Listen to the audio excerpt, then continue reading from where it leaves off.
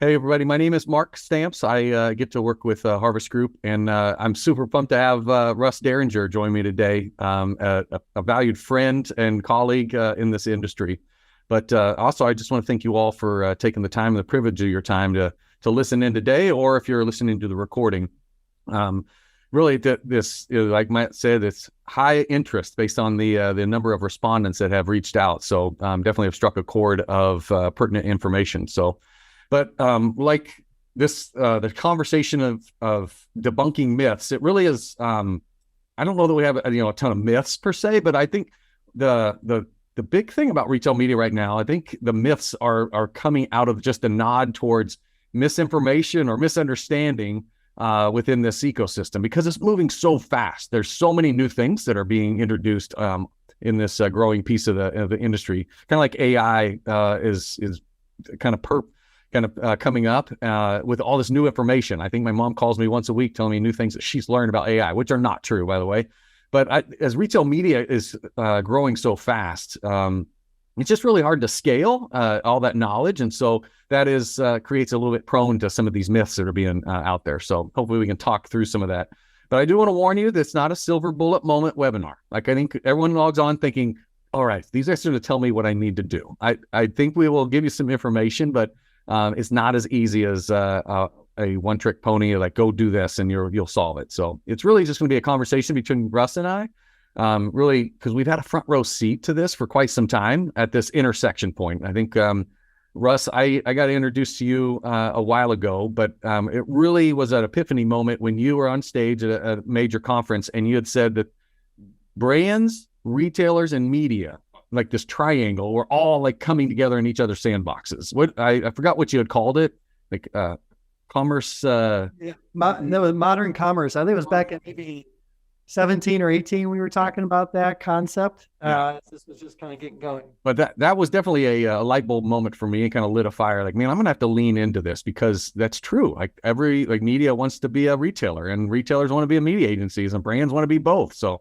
But Russ, I really appreciate you taking the time to talk today. I really value your expertise in this space, and I'm glad we get to have this conversation.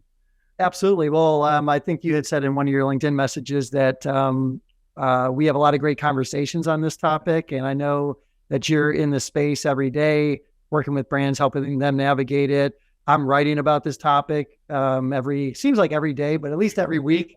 And so, yeah, just excited to be here. I hope we can help the attendees out as much as we can. Oh, great. Well, I'll just jump into some myths. I had asked, like, what are some of the things you're hearing from brands as you interview and are kind of on the front row seat? And I did the same. But one of the top myths that said, hey, retail media, oh yeah, we've got it. Brands or advertisers, like, no, we're going to be successful, or we can do this with our existing processes or existing resources. We don't need to go do anything different. Like, it's just another media, another media outlet. So how do you respond to that? Is that a myth, or is that something that's true? Yeah, I view that as a myth. I work with a lot of consumer brands, large consumer brands. So they're doing business with Walmart and Target and all the major omnichannel retailers and Amazon. And they're having a really difficult time sort of classifying or categorizing retail media. Who should run it? Who should be responsible for it? Should it be the sales team? Should it, because it's got the retail component? Should it be the media team because it's got, or the marketing team because it has the media component? And this topic keeps coming up. And actually, just recently, I wrote an article that was making the analogy of a platypus. Like, retail media is like a platypus. It's these two sort of distinct things that we're familiar with. Retail we're familiar with, media we're familiar with, but the combination of those two things makes something wholly distinct and wholly new from what we're accustomed to. So our typical ways of doing business and our typical ways of thinking about things like, where budgeting comes from and that sort of thing, it's going to be challenging because it's distinctly different. And, you can find research and insights that say, we were having our sales team manage it, but they weren't really well qualified to do it. So we switched it to our marketing team. But then you find other really prominent brands say, well, we had our marketing team do it, but boy, they were, not ignoring all the retail side, the commercial side of things. And so that wasn't working. So we switched it to our sales team. So which is it? Some say marketing, some say sales. I say it's distinctly different. And that's sort of the vein through which we need to be thinking about managing it and doing it really well. Yeah. I think along those lines, I get increasingly frustrated with sales leaders who don't want to learn it. And so they're quickly defaulted to, oh, well, that's just the marketing department who kind of runs that. And so they don't even want to embrace this difference that is now introduced to them as part of their sales cycle. And so they're just defaulting to somebody else who will own it.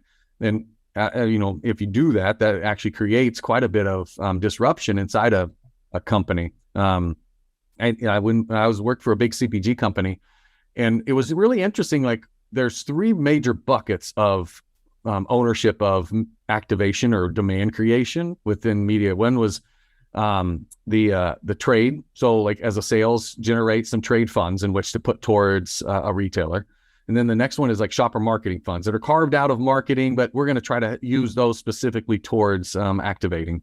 And then the third is brand marketing dollars, just to drive, I'd say full funnel things. But it was interesting that, like, how do they divvy up those dollars, and then whose dollars are they? And what I saw is a lot of these big CPGs that are creating, and again, no, we got it, we can manage it ourselves. Like, their processes were not made for this introduction of these new capabilities, because does the sales guy who has trade funds try to activate a banner ad? Like, that just seems so disparate. So, I definitely seeing that.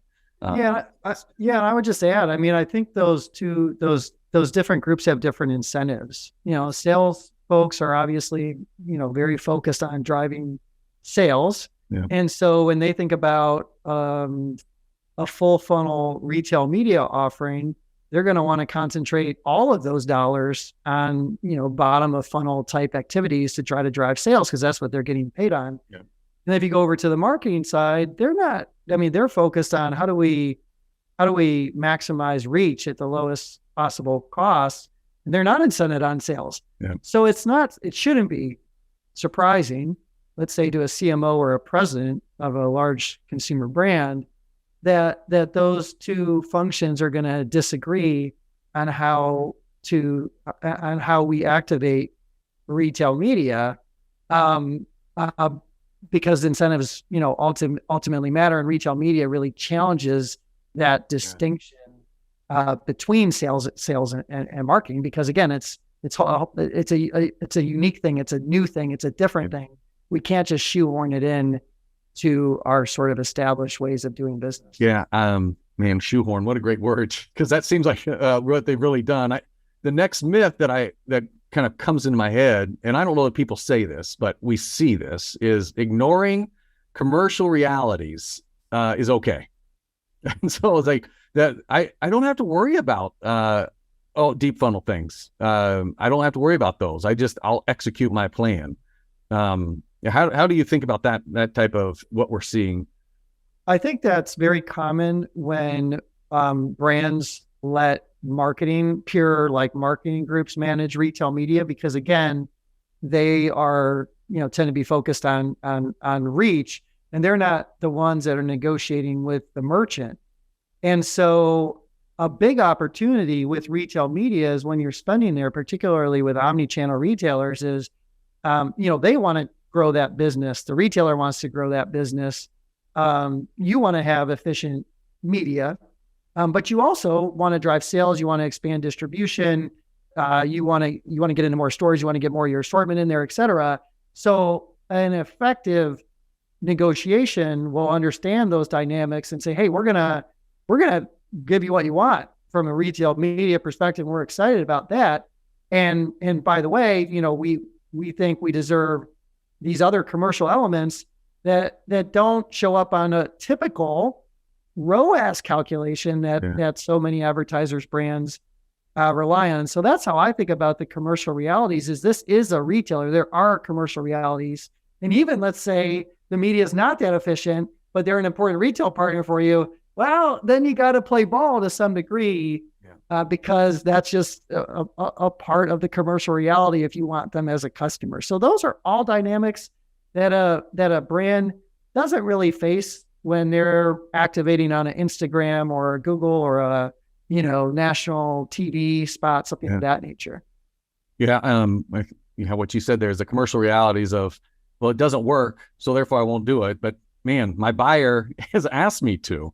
I think we just had a recent where they're getting planogram results at a brick and mortar retailer, and the brick and mortar retailer came back and said, "Hey, I'm adding 13 items. Can you help me with my retail media investments?" And in those elements, but none of yours work in terms of versus my national media return on ad spend. And so that ignoring that commercial reality, no, that actually is just a way for you to get the best ROI, which is a distribution in store. Yeah. And I would say too, a lot of times account managers for these big omni-channel accounts, they have no media experience. I mean, they should not be managing paid search in a complex, sophisticated way. That's not a knock on them. That's just a fact. For most, not all, but for most sales leaders of these omni-channel accounts, they have no media experience. But I always try to encourage them to say, look, work with your, increasingly common is hiring a retail media manager. Some organizations have gone even further and started to develop more of a center of excellence, if you will, around retail media. Others have gone even further and restructured their whole sales or marketing effort just because of retail media. But setting that aside, I try to encourage the sales manager to say, look, you really know the merchant. You've got the relationship there. You know this retailer inside and out. You know how to negotiate with them. Work with your media partner to understand if you commit, $1 million, well, I'm making up numbers, to this retailer, what are you really giving them? And if that media, how does that media perform? And are you really giving them something there? The salesperson needs to understand that and then use their experience and expertise to get something, for that investment, as a part of an overall picture of doing business with the retailer. Yeah, I often call that the invisible attribution. I just saw a question coming about attribution. Sometimes the attribution is a handshake with a buyer and a results on a planogram, and that will never be attributed to those invested dollars in a software system. Right, and I think that's the part. To go back to the first myth of this just being a distinct sort of medium, is you need the organization to understand that it is distinct and there are these commercial realities.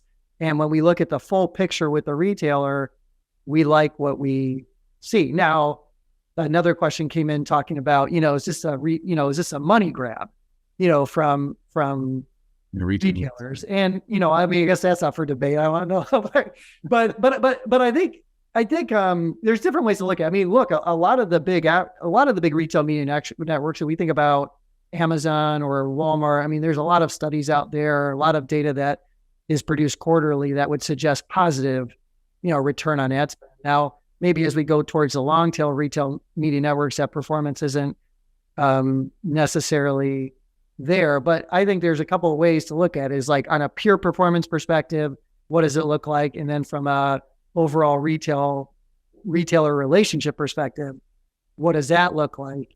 And if that side, the total relationship looks good, then maybe you're willing to deal with that. I mean, there's already a lot of money probably being just spent as a part of it that, you can't attribute super well anyways. So it's just kind of another part of that. But I think over time, for these retail media networks to really become successful media platforms, they are going to have to perform. And I think we'll get there with some of them, but not all of them, which maybe we'll talk about. No, I totally agree with you on that. And they continue to innovate. We're seeing a lot of innovation, which is accelerating some of the growth. And we see the investments that at least the large retailers are making in personnel, resources, capabilities, because they recognize they are on the hook because they are competing for those dollars from a national media standpoint. And there was a comment too, just like the reliability of the performance metrics. And I think that'll vary by retailer, but I think measurement is an important dimension upon which these retailers are going to need to compete. And I would say that Amazon is leading there. Maybe we'll talk about that later. I do think the trajectory is a positive one in terms of measurement and reliability, but there's still, I think, what would you call it, Mark? A healthy degree of skepticism with a lot of the information that comes out. Yeah, just because, the attribution is only as good as, being able to 1-for-1, which kind of leads us to like one of the next myths that was out there is like, well, if you do retail media, it's closed loop. So I can see everyone who bought it. So what's your response to that one? I think it's almost true in a sense. It's more, let's put it this way. It's more closed loop than alternatives. If you put money into a TV ad, it's hard to really close that loop, right? Whereas if you put money into Walmart Connect, you get a better sense of, we spent this on Walmart Connect and we got, X lift at Walmart on Walmart.com, maybe, Walmart in stores too. So it's better than what we had available to us historically. But the caveat, and it's an important caveat, is that the shopper doesn't shop in a closed loop. No one is spending, well, maybe there's some people. Most shoppers, the vast majority of shoppers are going to be shopping across retail channels. They're going to be consuming all sorts of different media over the course of the day that's influencing their decision-making, et cetera. So whatever we're capturing within one retailer is really just a sort of a piece of the picture. Yeah. But it's not ultimately like we put $1 in and we got $4 in total out, and we can see that because X retailer gave us the data for that. We're really not there yet. We're still just seeing a piece of it. So it's not 100% closed loop. It's better than what it was. Yeah. So that's a positive. That's what's attracting a lot of dollars into that space. But it's not. It's imperfect. Yeah. Well, a point to that is, I think as we look at more scanning type of transactions. So I think even Amazon had rolled out an omni-channel reporting that allows them to, hey, I have a panel, and you have those with some of the syndicated partners out there that have receipt mapping and being able to see where did you actually purchase those.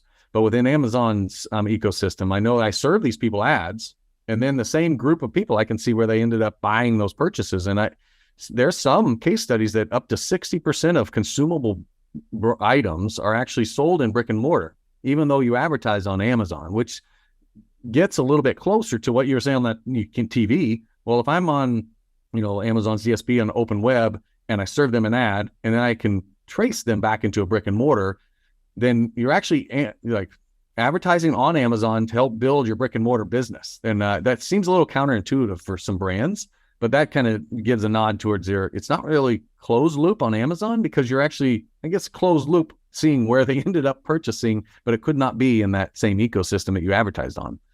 And Amazon is leading the way in terms of ultimately closing the loop from a measurement perspective. And that's the initiative you mentioned is an attempt at that is progress towards that, because that's very much what they want to be able to illustrate is that you spent $1 on Amazon, that drove 2 on Amazon.com, and it drove 6 at Walmart, and it drove 3 at Target, or whatever the numbers ultimately shake out. That's obviously very complex and challenging to do, but they have the best measurement capabilities relative to other retailers. So they have a decent shot at that. And they recognize that if they win on measurement, that's where the dollars are going to flow, because whoever can give brands, advertisers confidence that their dollars are performing, that's who's going to collect all the dollars. And so that's why measurement is such a big component around competition when it comes to retail media. We've been in this period for a few years where retail media is sort of new and like everyone's rolling these platforms out. And I think a lot of brands have given retailers the benefit of the doubt, and they're going to try these platforms. But now that e-commerce is quite a bit bigger, now that the retail media dollars are quite a bit larger, I think there's going to be more scrutiny on performance. And so I think Amazon I think every retailer recognizes that. I think Amazon's furthest along in providing, providing advertisers a clearer view of what's happening from a performance perspective. Well, you kind of tapped on it earlier with the growing retail media networks.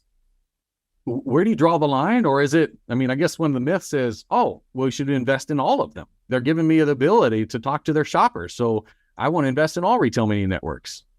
What's your response to that? I have a diagram that I've shared publicly that just lists all the different retail media networks. And there was I think my diagram had 30 or 35. I've seen people say there's 15 retail media networks. So whatever the number is, it's more than you're activating on most likely. But it is challenging because you're trying to do business with all these retailers, and they all expect brands to invest money, partly because they forget that there's incremental work involved in actually doing retail media well on whatever retailer you're working on. They also conveniently perhaps forget, I'm just kind of joking with retailers here if there's any on the call, but I think they also conveniently forget too that there's not this just money laying around. And if they want incremental funds, then they're going to have to demonstrate, why is our retail media network compelling? Why is it different?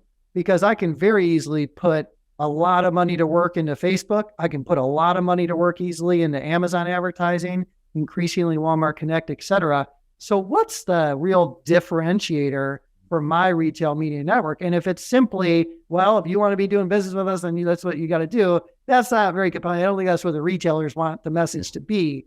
So I encourage retailers to really say well, what makes this unique? Well, how are you going to compete for those dollars? So I think in practice, all of our benchmarking work would suggest, a large type of consumer, large to mid-sized consumer brands, they have what I'll call a genuine or legitimate strategy, a legitimate effort put against, a handful of retail media networks. That's based on our benchmarking data, because they just don't have the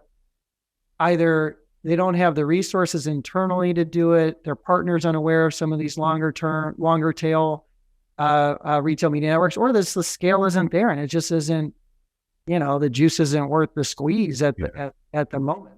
Yeah. And some of the longer tail, I think, are also riddled with just some inefficiencies. Like you said, internally, man, I got to go activate on all of those. There's just not enough traffic on a lot of those sites, and not enough eyeballs, lack of data transparency. Also, they demand a premium sometimes on the cost per click and or the CPMs on those sites. So to try to get more investment, they kind of rack up the prices. So it makes it a little bit less attractive for the longer tail, which kind of leads me to another data element from a myth standpoint. I keep hearing that, and even some that might be popping up here, is that retailers don't share data to evaluate my performance of my media. You had mentioned that Amazon does a good job with that, but there seems to be a little bit well, I will if they share more data. I think that's a bit of a myth, because right now you have a lot of access within data within your top retailers, both on the media side and on the sales side. The big struggle is that there aren't a lot of brands who are investing, back to your platypus example, the merge of that. You have the sales team is getting all the POS by store, by item, down to by day. And then you have a media person in a media company who might be activating and just getting advertising metrics from a return on ad spend, click-through rates, or conversion. It takes effort to pull those two things together. So the data's there. It's just hard to bring those together. And so I think a lot of people just say, well, my agency's can't get to that data. I think that's a little bit of a misnomer. Well, it's available. It just takes effort. It's not a cookie cutter approach. I think that's an interesting myth or comment. I think my perspective on Amazon is that it provides brands and advertisers, it's furthest along in terms of providing them the data. But I think if you talk to experts around Amazon data and getting that data out and transforming it and using it, they would describe that as quite challenging. Mm-hmm. I think the difference here is that the opportunity appears bigger on Amazon. And so companies are investing in whatever resources they need to, in order to get that data out. So maybe part of what you're experiencing is just the newness of some of these other platforms, and brands haven't quite come to terms with that data is there. It's just going to require more investment maybe than what we thought to bring it together in a useful way. Amazon has probably more data. We could talk maybe about some of their measurement tools. It has more data available than brands are even using, today. But part of it is because it's hard to use, hard to get out, and hard to make sense of ultimately. Yeah. Which kind of leads me a little bit to, as we invest in Amazon, we do see a lot of maybe some thoughts like, oh, well, their retail media network experts are available, so we can just go hire them. They're plentiful. Lots of retail media networks. But what are you seeing in terms of talent pool within retail media network expertise? Yeah, I think this is another big headwind towards the growth of retail media, is just there isn't a lot of talent, again, because it's so new. I think, of course, there are, every day there's more people that are quite familiar with Amazon advertising. But when you start thinking about, going out and hiring someone that's really has a great experience, a long track record of doing retail media with KPM and Roundel and Connect. I mean, those people don't exist because these platforms haven't been around, that long. So there aren't a ton of true, retail, like a big retail media labor pool. So if you've got one in your organization, make sure you're keeping them happy, so you can hang on to them, because they are I would consider them to be in very high demand. And so I think it's a little bit of a limiting factor, both on the retailer side, because they got to have people, and there's only so many Amazonians they can hire, but they've got to find people that can get these networks off the ground in the case of some of these longer tail offerings. But then on the brand side, a lot of it is, hey, let's go get one great person kind of be the retail media manager, and let's let them try to build and upskill the team in the organization, because there just aren't that many of them. Yeah. That really speaks to, I just think it's hard to scale that knowledge quickly. And again, a lot of agencies exist because scale doesn't. And because each retail media network is not the same, you can't just take your Amazon agency who you've used to do that, and they've been trained, they've upskilled, and or your internal people, and just assume that they can go activate on all these other retail media networks with the same effectiveness. I think that's another misnomer out there. Yeah, I think certainly. I mean, I think there's two elements to that. One is that they don't, it's not one-to-one in terms of how they operate, what the algorithms care about, et cetera. So there's incremental work. So whatever the agency is, are they hiring, and who are they hiring, I guess, for our last comment. But, are they adding resources to be able to expand into additional retail media networks? Yeah. So I think, that's a component of it. And then to come back to the commercial side of it, a lot, it depends, of course. But do they have the knowledge of the omni-channel, like the brick and mortar side of things, in order to help whoever their brand client is take full advantage of whatever they're spending from a retail media perspective? Because even within the retailers themselves, omni-channel retailers, there's still a disconnect, I'd argue, based on my research, between the merchant and the ad teams inside these organizations to a degree. So if you're not really embedded in that world, I think it can be challenging, particularly if you haven't added people, with that knowledge. So yeah, I think it's a little bit more complicated than just okay, go do that one over, there.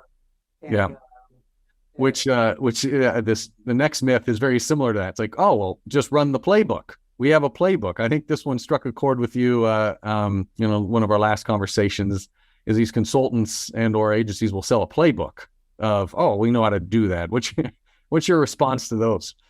Yeah, I think when I think of like a retail media playbook, I think of like the organizational structure and how we're going to do things like budgeting and things of that nature. And I kind of chuckle because this space is so new that I don't think even the really prominent consumer brands that have made changes inside their organization to try to integrate retail media, I think even in an honest moment, they would say, yeah, we're not sure, that we've made the right changes because this is so new. This is fundamentally a different way of working together across sales and marketing.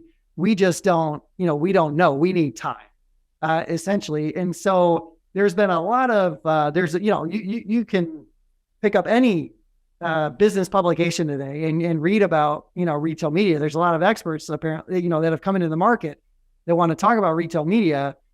And I'm sure there's a lot of playbooks being, oh, we know how to do this. We know how to set your organization up. To that, I say, I don't know. I think this is kind of leading edge stuff. I think it's difficult to have a playbook, when it comes to leading edge things. And I just haven't, seen the winning formula. I try to revert to, well, what are some of the principles that make retail media challenging? And then can you apply that to your particular organization, which every organization is unique, but can you apply those principles to your organization to come up with the right retail media strategy that makes sense for your organization? I think back, when I first got in the space, the big organizational question was around Amazon. Like, where does the Amazon team sit? Then it was like, okay, talk to us about the e-commerce team.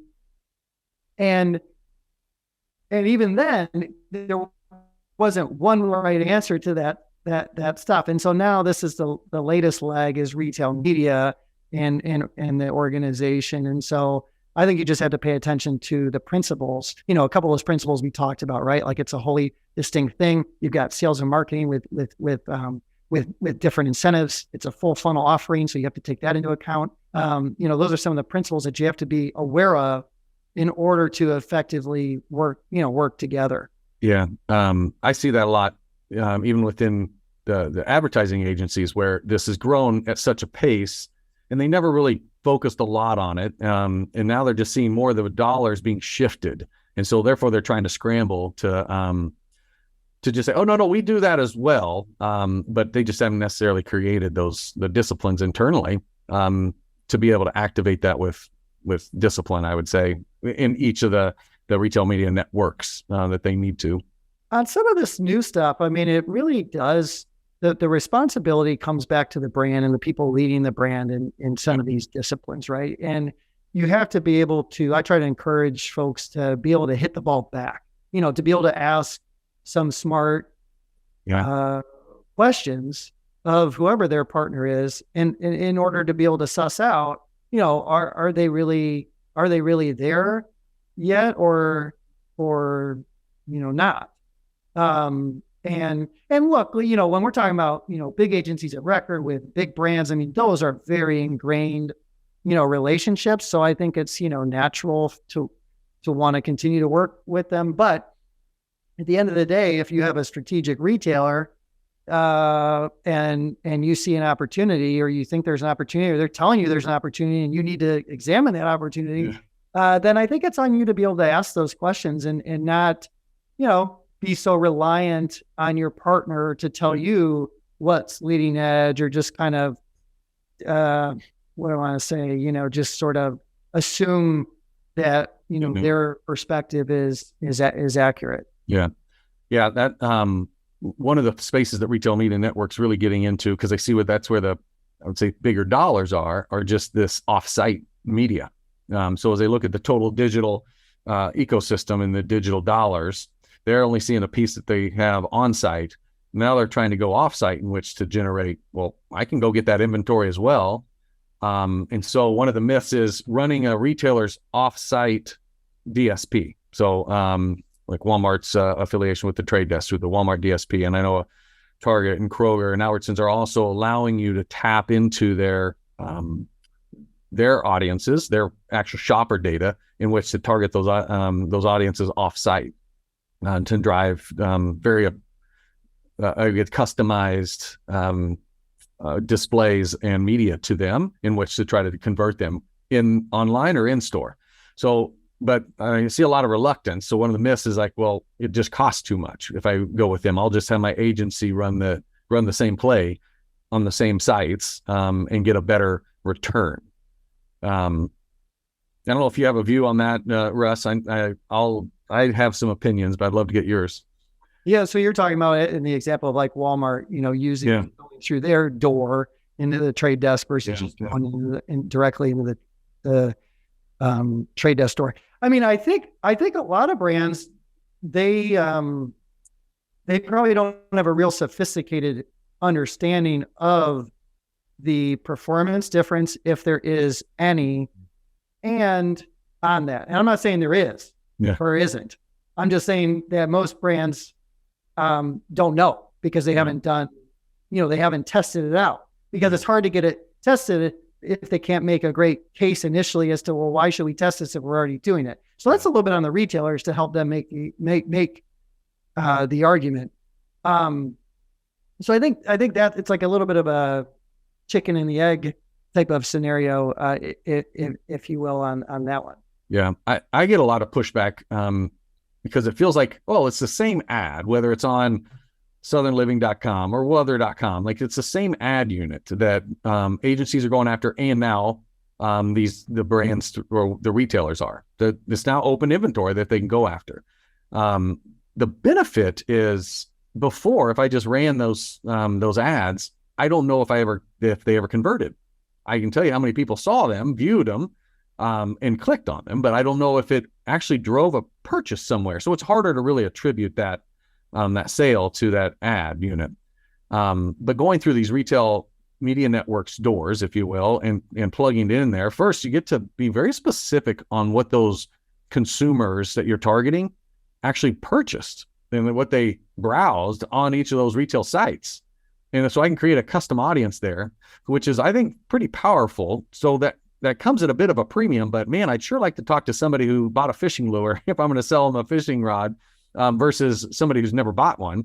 So being able to target those consumers, I think, is very meaningful, which demands a little bit of a premium. But then that closed loop, I know you argued a little bit on that, is it really closed loop? But being able to track those purchases and attribute those purchases if they came in store and ended up buying after they were exposed to my media, I think that gives you great confidence on, is it working or not? Because before, they might have delivered the same result. We just never were able to catch that before. But now that if it doesn't work, I can pivot the communication, pivot the sites I'm serving on, pivot my audience types. There's a lot of action you can take in which to go to optimization with this data. So I think that's what's going to be eye-opening to a lot of brands. Like, to your point, just test it and see, because then you'll be able to have at least some comparative of it's working or not, and does it demand some of the premiums to it. I think that it is some good returns that we are seeing of exposing people to your products and then having them go into the brick and mortar store and buy them. That gives me a lot of confidence. Like, man, that worked. Let's do it again. Yeah. And I think, and it's not, the testing can be real sophisticated, right? Like, you can try a lot of different things and see whether you're getting performance differences or not, based on the measurement that you're talking about. And maybe no matter what you do, you're going to get, you're getting kind of pretty consistent, stable results, and the targeting, doesn't matter that much to you.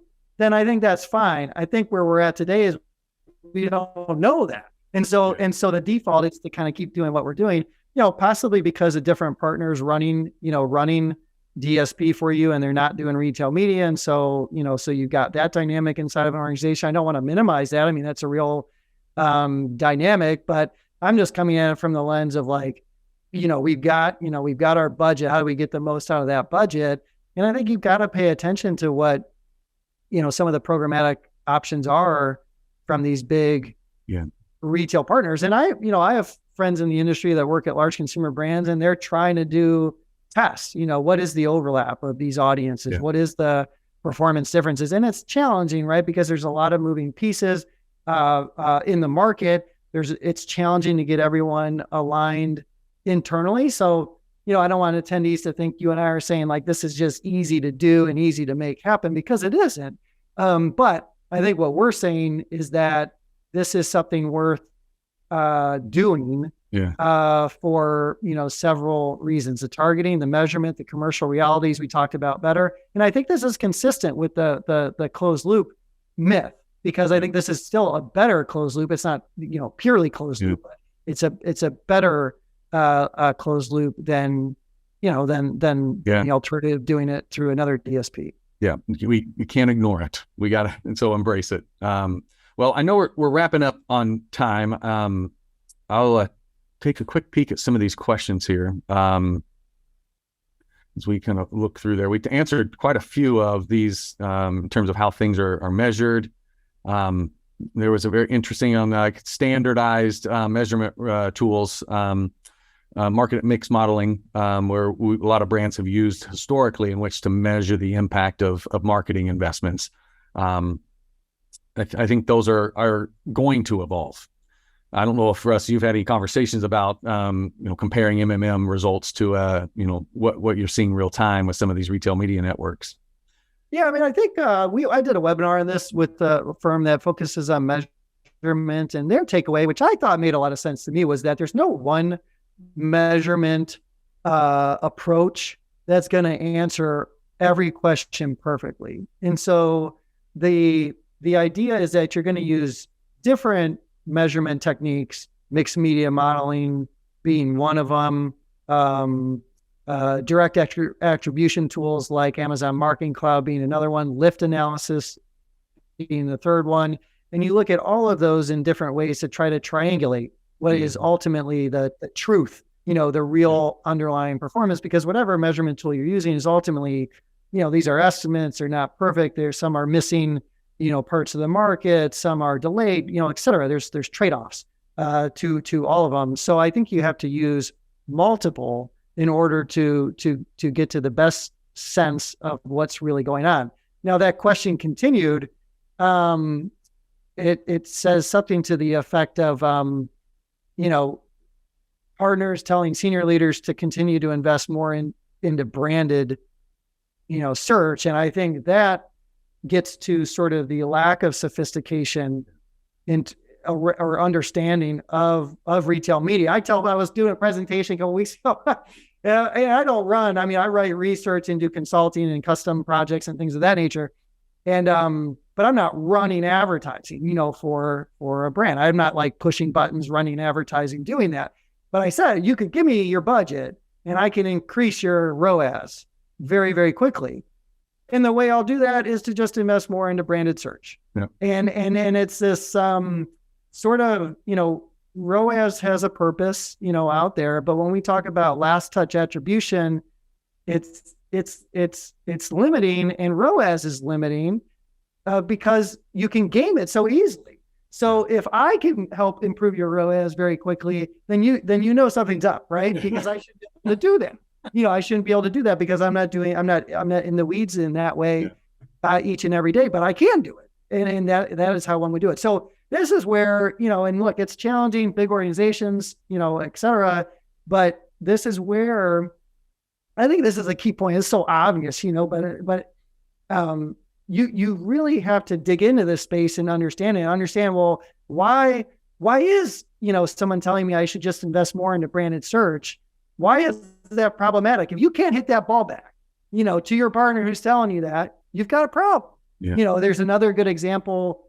I had a friend who had written a lot about measurement in the world of Amazon, because effectively I have a great chart that kind of illustrates this, but everyone is advertising on Amazon. So like 100% of 1P brands, let's call it 99%. I'm sure there's some that are, but 99% are advertising on Amazon, and only a minority, I'm talking like somewhere between 20 to 50%, generously speaking, are using some of their newer, they're not even new, they're described as newer measurement tools, AMC, attribution, and stream.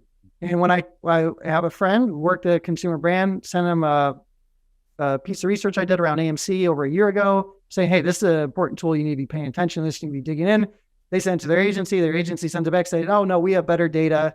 than what AMC allows. And he sends it to me. He forwards me that email, and he's like, "Well, what do you think of this?" He doesn't know, because he didn't know it was a newer tool, and he's legitimately wondering, like, is this true or not? And that's a great example. It's like, well, of course the agency doesn't have better data than Amazon has, right? Like, this is Amazon opening up a ton of data for you, the brand. Like, it is the data. That's the best data for doing business on Amazon, right? But if you can't hit the ball back, if you don't understand, these tools or what's coming out or where it's going, then you're going to be perpetually, behind, and you're going to be doing things like, okay, let's put more money into branded search, and, we'll see the returns won't flow to the P&L, which is ultimately, what we're trying to do. But that's what happens. So you really got to dig in. And it's always been that way in e-commerce and on Amazon. That I got started on Amazon, and it was always that way. Like the folks that were really digging in, really trying to understand the stuff, they had such a leg up because it is complicated. It is new. It is different. And retail media is just like another go around, in my opinion, of the same thing. Yeah. And it's proliferated because everyone has their own take on it based on the retailer. A question came in is like, well, okay, we see the best lifts if we're able to target and create audiences based on purchase frequency, or if they're heavy, light, or medium users. In I would say the larger retail media networks are offering that type of custom audience creation, because they're looking at their transaction data and then creating custom audiences for you. So we're seeing that already happening. Amazon, Walmart, Target, Kroger, Sam's Club, anybody who's leveraging their sales data and then creating audiences off of that allows you to get a lot more specific and target those consumers differently based on usage frequency. You, Mark, will be able to talk a little bit more intelligently about some of the omnichannel retailers, but I know for that question in particular, Amazon Marketing Cloud, with the recent release of custom audiences, allows you to get extremely granular from a targeting perspective, exactly in the way that question is being asked, and in a lot of other unique ways as well. So, I think Amazon, maybe it's safe to say like Amazon's a leader in a lot of these areas, but from a targeting perspective, when you combine, or when you utilize AMC, Amazon Marketing Cloud, the targeting and the measurement has really, what do I want to say? It's been a step change function difference in terms of the capability.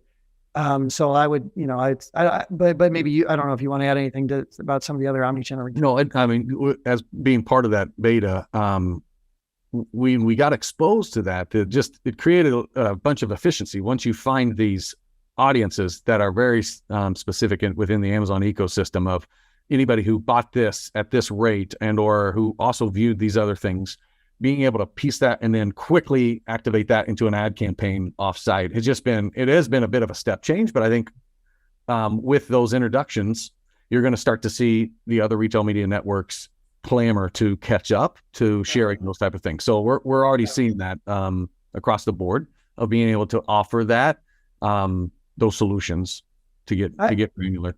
Yeah, and I think that's when it comes to some of those newer innovation measurement tools at Amazon, it's not just an Amazon thing for two reasons. One is because a lot of the insights are applicable to the other retailers. Maybe not one for one. We already talked about how it's not one for one, but when you start thinking about what you learn about first touch attribution versus last touch attribution on Amazon, odds are, there's similar shopping behavior happening on a Walmart and a Target and an Instacart, et cetera. And so those teams have to come together. Those non-Amazon teams, we got to educate them on what's possible with this tool and what insights would they find interesting or helpful. So that's one reason why. But the second reason why is that there's going to be a competitive reaction in the market, from my perspective, that these other retailers have to come out with similar capability, because otherwise Amazon's going to gobble up, all the money. It's not just retailer media versus retail media. They are competing in a media market. But not, nonetheless, these retailers have to respond to some of what Amazon's doing. That's really the rise of some of the clean room stuff, which we could probably spend another hour talking I'm going to pivot us, Russ. As we break this down for people who are still diligently listening, and we talked a lot, but what are maybe one or two things, three things that you said, man, if they had to leave today and say, I'm going to lean in, I'm going to be courageous, I'm going to hit the ball back, what would you have them prioritize in terms of some of these myths? Yeah, good. I mean, we talked about a lot. I mean, if I had to sort of just sort of summarize it, I guess what I would say is, or maybe reiterate what I was mentioning before, which is, I don't think you're going to be disappointed if you really dive into the space, really study it, really pay attention to it, and be the one in the organization that can really help educate and evangelize others. Just like e-commerce and just like Amazon before it, the brands and the individuals that really dug in, they came out with such an advantage over peers and rivals that weren't doing it. So I think one is, get conviction. This is a really big area. Some say like the next major digital wave, right? I think secondly, I would focus on where you can move the needle. I mean, there might be 30, 40, 50 different retail media networks out there. That can be overwhelming. Yeah. I think you're going to need to focus on who are the strategic retailers that really matter to us, and crossed with which ones have really interesting retail media offerings in terms of scale, in terms of measurement, in terms of interesting ad units that are converting, et cetera. So focus on where you can move the needle and accept that it's a unique animal. I don't want to talk about platypuses. I don't even know how to say platypi all day, but I love that. I came up with this. I'm like, oh, I love it. But what I'm saying is like, that concept that it is something unique does drive us to the conclusion that, okay, we need to operate in a relatively unique way. And maybe we can't just, bucket it into sales or bucket it into marketing. Maybe we have to think a little bit differently. So I don't know. Those are some of the big picture takeaways that I would want attendees to leave with. Yeah, I would kind of layer on there. My ask of brands is to be bold and break down the silos between marketing and sales, as those are the duck and the beaver coming together. But you just have to be intentional with starting the collaboration. Like when you're in a sales meeting, like, hey, are you calling in marketing, and vice versa? But be bold to ask those questions. Don't just pass the responsibility. I think that's where it's easy to default. It's like, oh, it's not my realm, so I'm not going to worry about it. And we talked a little bit about before. We call it being trilingual. Is you got to be able to not just talk retail media, but you have to talk, well, how's that impact my digital sales? And ultimately, how's that impact my store sales? So being able to talk all three fluidly, I think, is going to be a requirement in order to be an effective sales and effective marketing leader. Because if you can't talk them, then you're losing a piece of the three-legged stool, and it's just not going to be effective. So you're going to be left out if you don't accelerate that. So you all were early on that trilingual, and I think it really captured. You've been out there for several years now with that message, and I think it really did capture it. And you go into Walmart now, a merchant meeting. I mean, it is very much an omni-channel focused, discussion. I mean, they're looking for guidance too. And if you can come in and have a great perspective on what to do from a trilingual perspective or omni-channel perspective, you're going to stand out and have more influence. Yeah. I'd say one other one that just kind of popped up is, as you're looking for support, because and looking at agencies, I think my big push is just to be cynical. Just because some of these fancy presentations that a brand will see, and like you had mentioned it, they just don't know. They don't know how to hit the ball back. And so they get lured into, oh, well, they say all these great things, but just being a little bit more discerning on what agency you pick to help serve across this, making sure they can be, I would say, you positioned within each retailer that they know the differences and can speak to them and actually can perform, not just be flashy sales. In fact, our CEO was just mentioning, like, man, there's no Yelp for retail media networks and or the experts in the space. So there's no one to say are they good or bad, eat there again or not. But I think there's probably an opportunity there. But I do think that it's up to the brands to ask the harder questions, to demand that they are getting actual results. So I think that's just encouraging there. So, man, Russ, this is awesome. I enjoyed it. I'm not sure if the other hundreds of people also enjoyed it, but thank you for taking the time to chat here. Matt, I don't know if there's anything that popped up that I didn't see or that you thought was interesting to comment on. No, really great stuff, guys. I think it'd be really helpful. A lot of questions that come from sessions like this is, tell me a little bit more about your sweet spot in terms of what your teams do and how you might be able to help some of the teams that are looking for hands-on help. Yeah, Russ, I'll let you go first. Sure. So what I tell consumer brands is that Stratably closes the e-commerce knowledge gap each and every week. We do that through enterprise subscriptions. We provide written research every week, live events, very practitioner-oriented live events each week, and then one-on-one engagement with our enterprise clients, presentations, informal meetings, that sort of thing over the course of a year. And so for our enterprise clients at the end of the year, they've been getting a steady drip of research and insights and events and consulting work. And that helps do two things: keep the e-commerce team there on the leading edge of what's going on.